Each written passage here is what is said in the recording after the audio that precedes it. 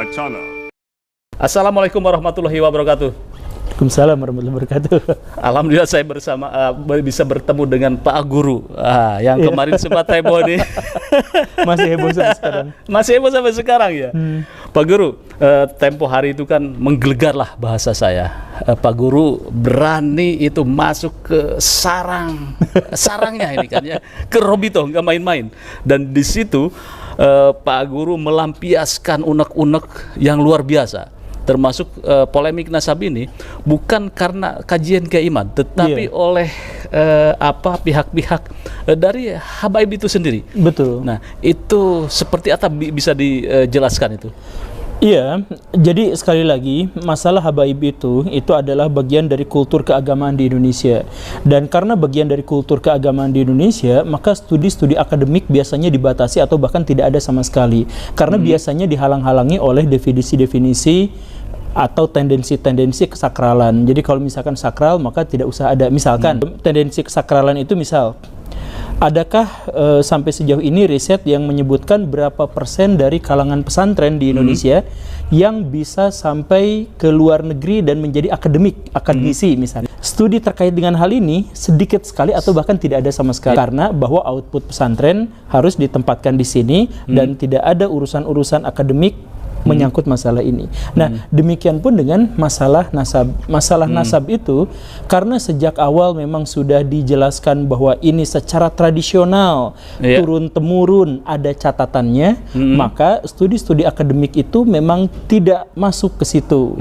Nah, yang terjadi itu sebenarnya apa? Yang terjadi itu pasca tahun 2000 ketika Orde Baru lengser, itu ada di antara segolongan habaib atau orang yang menganggap bahwa dirinya keturunan Nabi itu muncul ke permukaan, ke permukaan untuk berpengaruh di dunia politik, masuk ke dunia yang pesantren dan lain sebagainya. Itu masuk lebih dalam lagi, melakukan penetrasi. Nah, ini sebenarnya memunculkan juga ketidaksukaan dari sekelompok dalam tanda kutip orang-orang yang memiliki otoritas keagamaan tanpa label habaib. Ini sebenarnya terjadi gesekan dari lama itu, gesekannya itu cukup keras. Jadi salah satu yang kemudian saya soroti itu adalah representasi perkelahian antara Banser dengan FPI. Itu kan Banser itu mewakili NU, FPI juga kan sebenarnya dibesarkan dari lingkungan NU. Kultur sama-sama NU. Tapi kenapa bisa bergesekan? Karena yang satu habaib dan yang satu lagi itu adalah non habaib. Dan ini tuh besar di kalangan bawah, di kalangan pesantren-pesantren ini perseteruannya cukup besar. Cukup ini ya, kental ya. Cukup kental. Bahkan misalkan di NU itu sempat ada dari kelompok habaib dengan di puncak strata tertinggi NU itu sempat ada friksi. Nah, ini tidak disorot oleh banyak pihak. Jadi yang disorot itu adalah dari golongan habaib itu mulai muncul banyak sekali orang-orang yang menyuarakan sesuatu yang mengganggu gugat otoritas dari kiai-kiai kampung dalam tanda kutip bahwa saya Habib derajatnya lebih tinggi, bahwa saya Habib lebih mulia, bahwa bagaimanapun buruknya saya, maka saya tetap yang memberi syafaat kepada kalian semua. Jadi surga dan neraka itu sangat bergantung pada apakah saya meridoinya atau tidak. Ada di kalangan para habaib itu yang sampai mengatakan seperti itu. Ada di kalangan para habaib itu yang sampai mengatakan bahwa bahkan ketika ada orang yang ahli maksiat, ketika dia tidak taat kepada norma-norma dan formulasi agama, dia tetap bisa masuk surga dengan jalur VVIP kalau mencintai golongan kami dan lain sebagainya. Nah, ini di kalangan, kalau misalkan kita melihat Islam secara keseluruhan, yang Muhammadiyah antang-antang aja, saya bodoh amat, gak peduli sama yang kayak gitu. Saya kalaupun percaya pada habaib, saya tidak percaya pada keunggulan mereka secara signifikan dibandingkan dengan manusia yang lain. Begitupun dengan Al-Irsyad Persis, orang-orang yang kita sebut sebagai Wahabi dan sebagainya. Tidak mereka percaya, mereka Habib. Mereka tidak terlalu peduli dengan itu, karena fokus kami adalah kami akan memuliakan orang yang memang mulia dengan karakteristik atau standar syariah yang mereka pahami, akhlaknya baik, penegakan hukum yang baik, komitmen terhadap ajaran agama Islam, itu saja yang mereka ukur. Nah, ini habaib bawa standar atau karakteristik baru atau kriteria baru bahwa mulia itu kalau keturunan Nabi. Nah, ada secara zati ya, secara Iya. zati bahwa itu ada kemuliaan itu turun temurun. Iya, Oke, betul. itu yang diglorifikasi ya menurut Betul, ini. betul, Iya, glorifikasi. iya, oke. Bahkan sampai ada dibentrokan. Misalkan ada beberapa dari habaib yang sampai mengatakan bahwa keunggulan dari para kiai adalah kalau kiai itu misalkan melakukan maksiat, kiainya luntur. Kalau dia melakukan dosa, kekiaiannya luntur. Tapi kalau kami Habib mau melakukan apapun, darah secara genetiknya sudah nyambung bersama kami. Jadi kami tidak bisa jadi kalau kiai bisa jadi mantan kiai, Habib Iya. nggak bisa jadi mantan Habib. Tetap aja Habib ya. Tetap aja. Jadi Zulia. kemuliaan mereka itu menjadi seperti itu. Iya. Nah, ini diperparah kemudian segelompok orang-orang NU itu diperparah dengan di luar NU, masyarakat awam yang seperti kita gitu ya, yang makan di warteg yang kayak gimana itu kemudian kesal juga dengan klaim-klaim otoritas dari habaib itu. Iya, iya. Nah, makanya ketika muncul Kiai Imad, dan harus digarisbawahi bahwa Kiai Imad bikin tesis pun sebenarnya adalah reaksi Iya, atas iya. kecongkakan dari orang-orang habaib itu kan. Iya, Jadi- reaksi sosial dari analisa-analisa sosial dan fakta-fakta lapangan itu ya. Betul. Jadi itu sebenarnya Kiai Imad itu reaksi. Seandainya nih kalangan habaib itu tidak menuntut privilege, tidak menuntut Iya. bahwa mereka itu harus dimuliakan sedemikian rupa, maka Kiai Imad saya yakin tidak akan menulis tesisnya itu. Saya setuju ya. Kiai Imad masih jadi muhibin ya. Iya, mungkin aja masih jadi muhibin.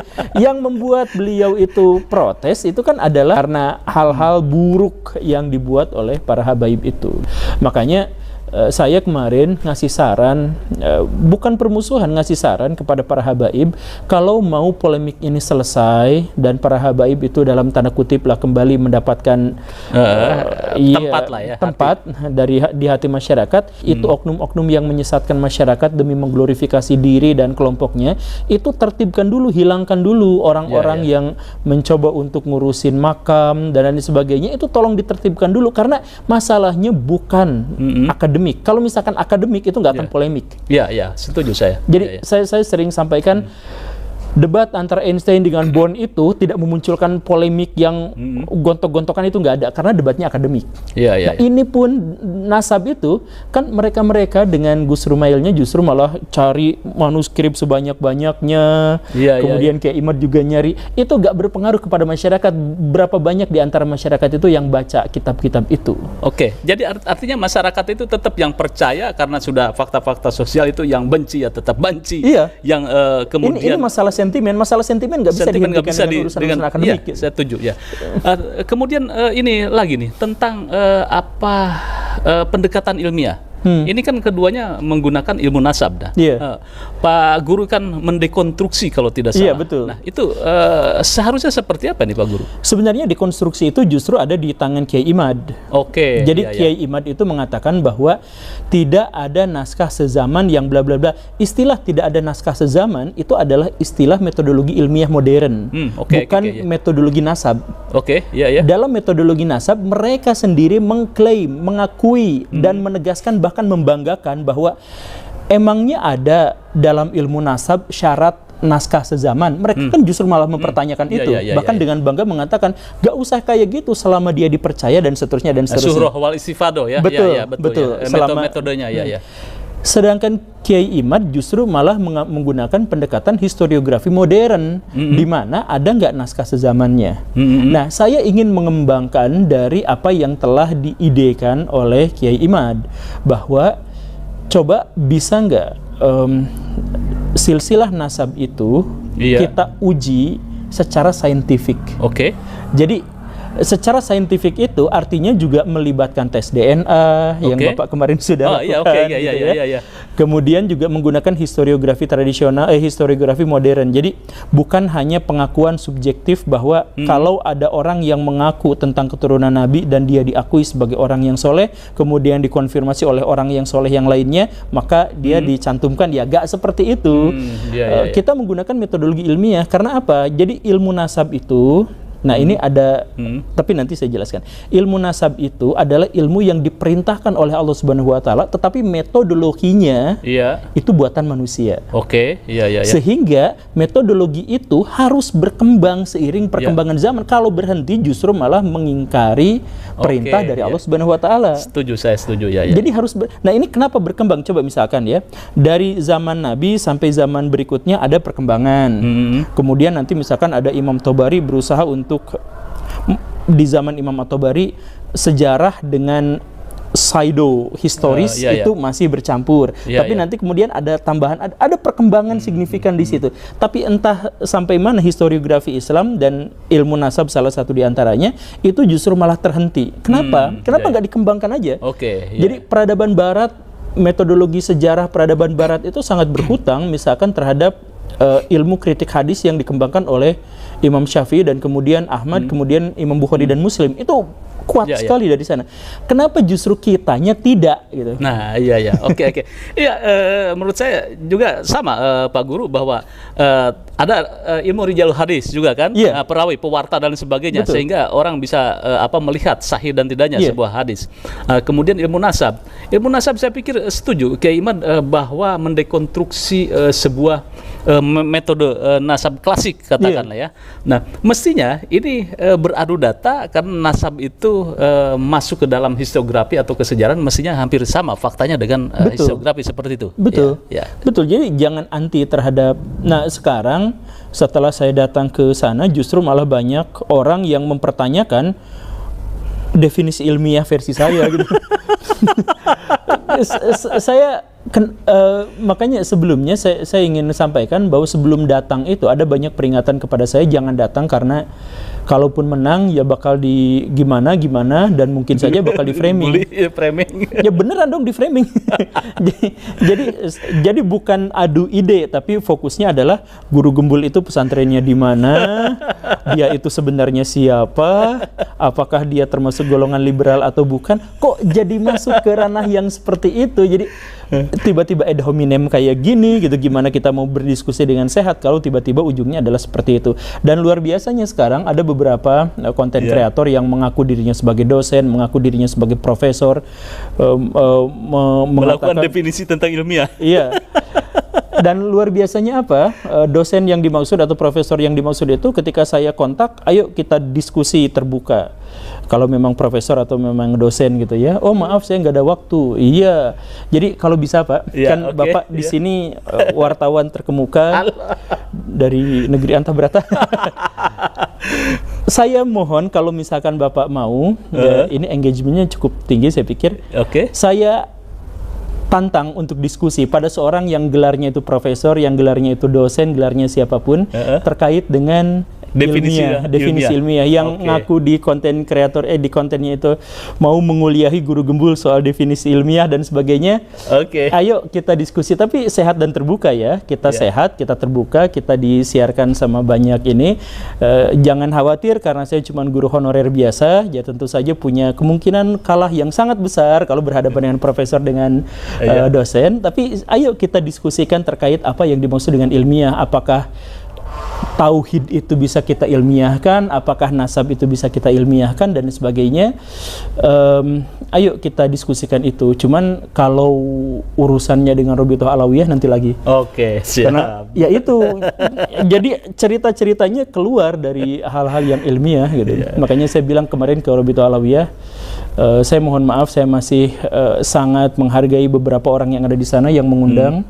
Ada orang-orang yang begitu ramahnya, ada orang yang begitu terbukanya dan sebagainya, tapi mereka mengakui bahwa di antara mereka itu tidak terkoordinir satu sama lain sehingga tiba-tiba ada yang nge-framing saya ini seperti ini dan kemudian menjadi lebar gitu. Makanya ya khususnya ya yang gelarnya yang bikin konten itu yang gelarnya profesor, yang gelarnya dosen itu di channel Bapak ini ayo kita diskusikan. Siap, kita tunggu closing statementnya ini terhadap polemik nasab ini. Kira-kira ini apa namanya penyelesaiannya seperti apa nih?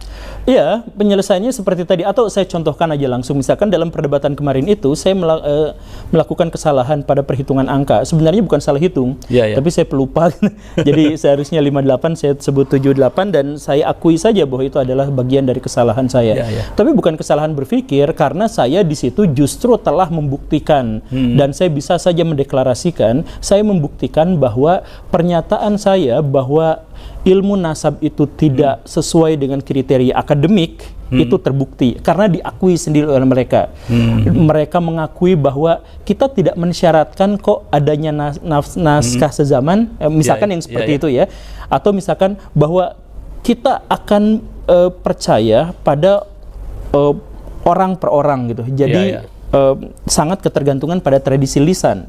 Nah, dan lain sebagainya itu kan sebenarnya sudah diakui oleh mereka sendiri. Jadi dalam konteks itu seharusnya sudah selesai bahwa ilmu nasab, karena saya mengatakan itu dan dikonfirmasi oleh lawan bicara saya pada waktu itu, ya sebenarnya sudah selesai bahwa ilmu nasab yang digunakan oleh Rabithah Alawiyah dalam hal ini bukan berarti salah, tapi tidak memenuhi syarat akademik. Nah, terkait dengan syarat akademik, ilmiah, apakah tauhid bisa diilmiahkan dan sebagainya, ayo kita diskusikan ulang.